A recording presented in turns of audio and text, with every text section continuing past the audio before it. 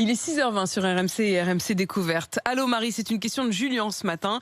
Il s'inquiète de la propagation du variant brésilien. Il voudrait savoir si les vols avec le Brésil font l'objet de restrictions particulières. C'est vrai que la situation au Brésil est plutôt préoccupante, puisque 60 000 personnes sont mortes rien qu'au mois de mars. Je ne sais pas si vous imaginez ce que ça représente. Et c'est lié en grande partie à la présence du variant dit brésilien ou variant P1 qui serait plus contagieux mais aussi plus dangereux et qui pourrait être résistant au vaccin. C'est ça qui inquiète beaucoup.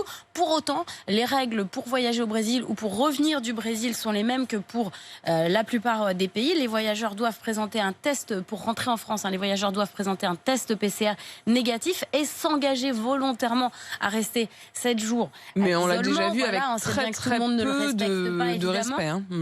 Par ailleurs, tout le monde ne peut pas entrer en France. Ceux qui peuvent venir, ce sont les ressortissants français et européens, les titulaires d'un titre de séjour, les professionnels de santé ou ceux qui font de la recherche contre le Covid, les étudiants dans le cadre d'un programme d'échange.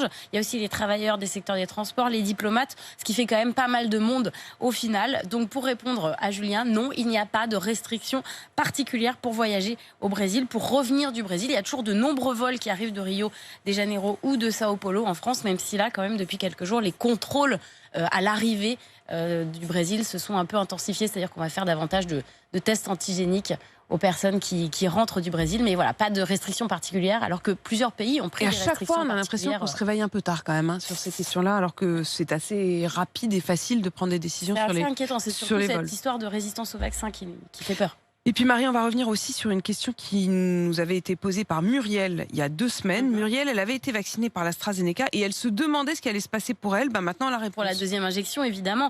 Et effectivement, on a la réponse. Les personnes de moins de 55 ans qui ont reçu une première dose du vaccin d'AstraZeneca vont recevoir la deuxième injection avec un vaccin à ARN messager type Pfizer ou Moderna. La deuxième injection devra avoir lieu 12 semaines après la première. C'est ce qu'a recommandé la Haute Autorité de Santé. À noter quand même que l'OMS, l'Organisation mondiale de la santé, a précisé dans la foulée de cette annonce ne pas avoir de son côté suffisamment de données pour recommander un changement de vaccin entre 2 doses. Oui, puisque évidemment, quand l'AstraZeneca a été interdit aux moins de 55 ans, ceux qui avaient eu la première dose s'inquiétaient.